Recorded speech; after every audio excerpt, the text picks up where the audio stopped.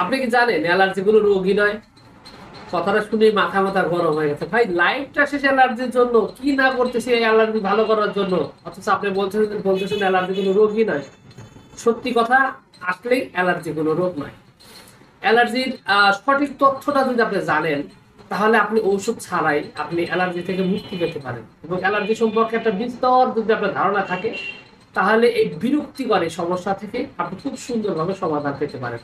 আজকের এই ভিডিওতে সেটা নিয়ে কিছু কথা বলবো, যেটা নিয়ে আপনার এই ভয়ঙ্কর বিরক্তিকর সমস্যা নিয়ে আপনি সমাধান পেতে পারেন এবং খুব ভালো একটা অবস্থানে যেতে পারেন। প্রথমত বিষয় হলো যে অ্যালার্জি মূলত রোগ নয়। তাহলে এটা কি? এটা হলো আমাদের শরীরের একটা প্রতিরোধ ব্যবস্থা, ইমিউন সিস্টেম। সোজাভাবে বলি, বাংলাদেশ যেরকম একটা দেশ, এই দেশের মধ্যে এই দেশকে রক্ষা করার জন্য কিন্তু রয়েছে কি? সেনাবাহিনী।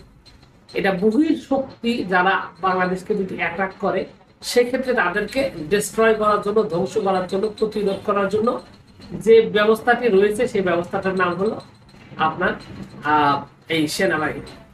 এখন আমাদের শরীরও কিন্তু মহান রব্বুল আলামিন আল্লাহ একটা সিস্টেম তৈরি করছে শরীরকে, স্বাস্থ্যকে রক্ষা করার জন্য। আর সেই সিস্টেমটার নাম হচ্ছে ইমিউন সিস্টেম বা রোগ প্রতিরোধ ব্যবস্থা।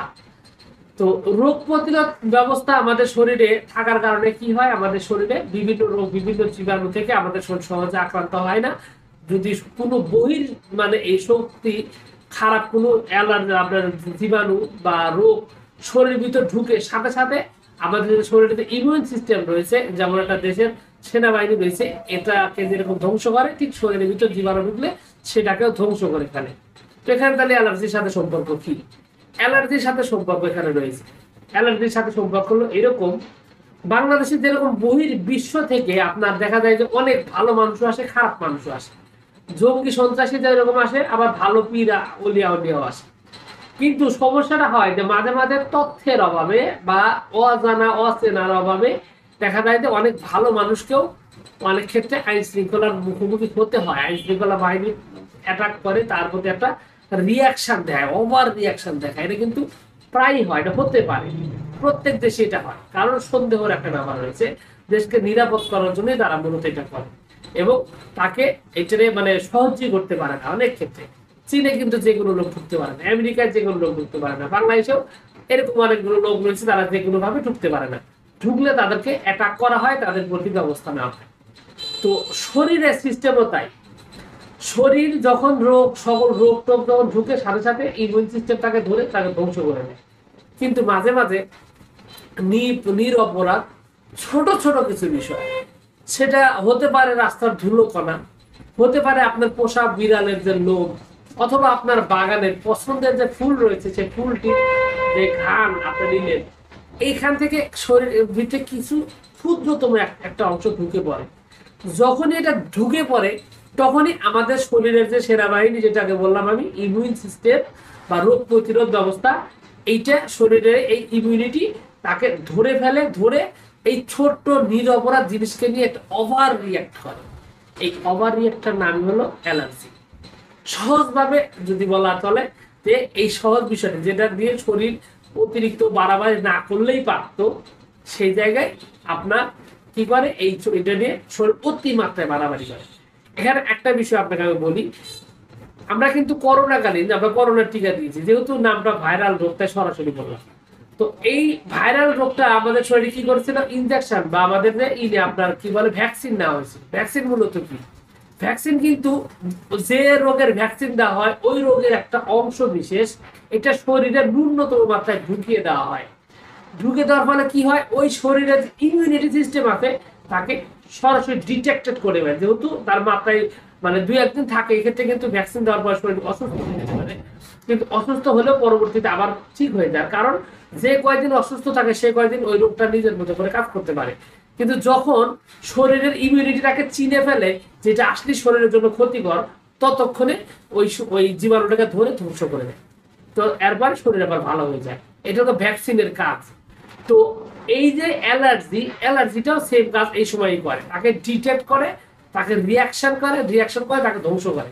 কিন্তু অ্যালার্জির ক্ষেত্রে আর একটা বিষয় হয়, সেটা হলো যে আপনি শরীরে অ্যালার্জি কিন্তু শুধুমাত্র এইগুলা কারণে হয় না, অ্যালার্জি কিন্তু আপনার পরিবেশের কারণে হতে পারে, আপনার খাদ্যের কারণে হতে পারে, আপনি যে এলাকায় থাকেন সেই এলাকার অবস্থা পরিবেশ তার উপর নির্ভর করে। আপনার বাংলাদেশের মানুষ হঠাৎ করে ইউরোপে চলে গেলেন, সেখানকার পরিবেশের সাথে আপনি মানিয়ে চলতে যায়, আপনার অ্যালার্জি হতে পারে। হ্যাঁ, আপনি ভেজা স্যাঁতস্যাঁতে ঘর বাড়িতে থাকেন, আপনি শুকনো পরিবেশে থাকতেন, সেখান থেকে ওখানে গেলে অ্যালার্জি হতে পারে। অ্যালার্জির কিন্তু নানাবিধ কারণ রয়েছে। আবার দেখা গেছে আপনি এমন একটা পরিবেশে কাজ করেন, ধুলা ময়লা, যেটা প্রথমেই বলছি নাকের ভিতরে ঢুকে পড়ে, যেটা মূলত কোল্ড অ্যালার্জির ক্ষেত্রে হয়। তো এইরকম ভাবে যখন হয় তখনই আপনি অ্যালার্জি আক্রান্ত হন।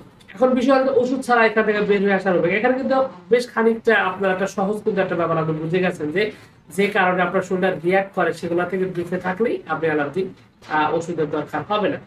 তবে এখানে কিছু বিষয় রয়েছে, কিছু কিছু অ্যালার্জি আসলেই মারাত্মক। এই অ্যালার্জি গুলোর ক্ষেত্রে অবশ্যই চিকিৎসার প্রয়োজন হয়। ভয়ঙ্কর কিছু অ্যালার্জি রয়েছে, সেলফিশ তার মধ্যে একটা, এরকম 3-4টা অ্যালার্জি রয়েছে।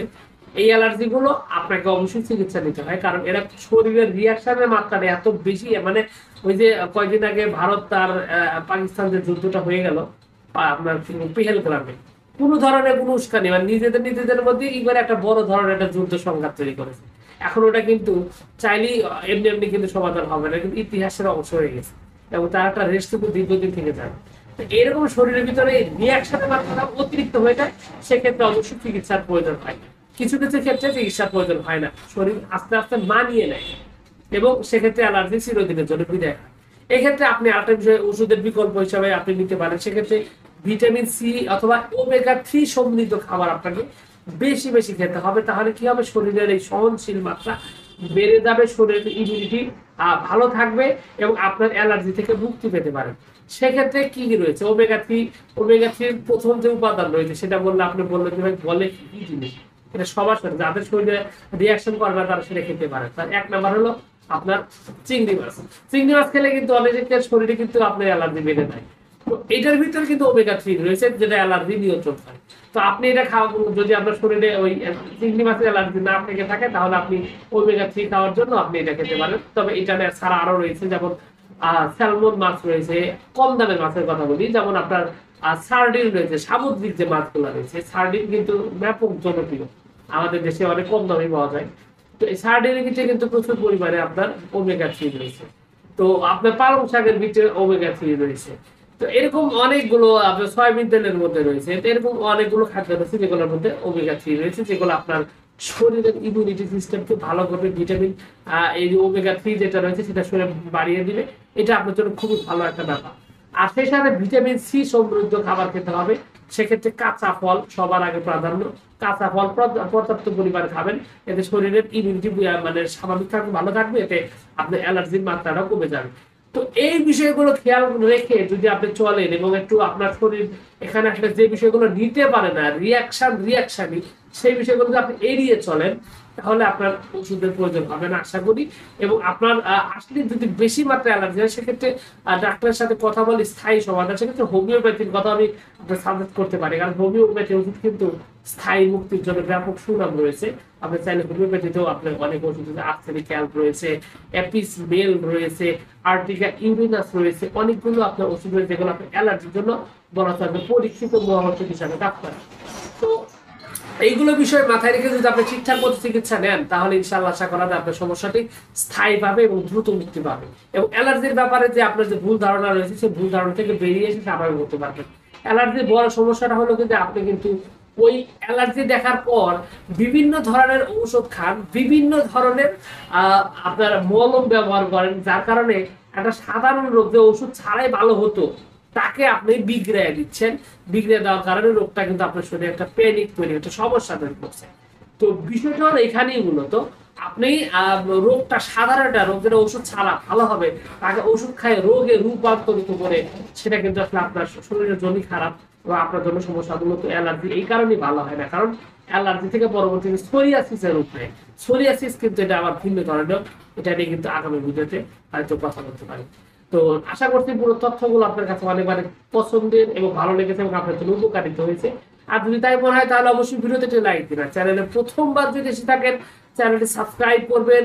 কোনো প্রশ্ন, কোনো মতামত, কোনো অভিযোগ যদি থাকে তাহলে অবশ্যই কমেন্ট করে জানাতে পারেন। সবকিছু মিলে আপনাদের সকলকে অনেক অনেক ধন্যবাদ। আসসালামু আলাইকুম।